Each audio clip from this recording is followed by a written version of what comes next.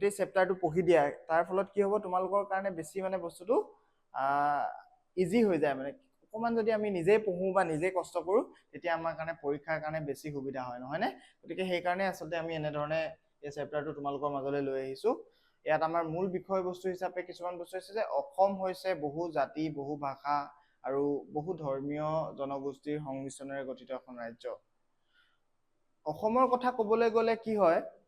আমি যেতিয়া ভাৰতবৰ্ষৰ সংস্কৃতিৰ কথা পঢ়িছিলো তেতিয়া তোমালোকে দেখিছিলা যে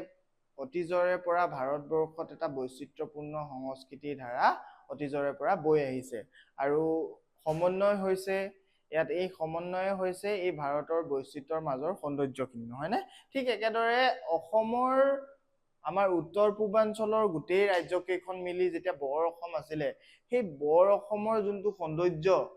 অসমত বসবাস কৰা জাতি জনগোষ্ঠীৰ বিভিন্ন সংস্কৃতি বিভিন্ন তেওঁলোকৰ আচাৰ ব্যৱহাৰ ৰীতি নীতি উৎসৱ পাৰ্বণ এই গোটেইবোৰ মিলিহে আচলতে কি হয় অসমীয়া সংস্কৃতি গঢ় লৈ উঠিছে নহয় নে গতিকে এই অসমীয়া সংস্কৃতি কি কৈছে বহু জাতি বহু ভাষা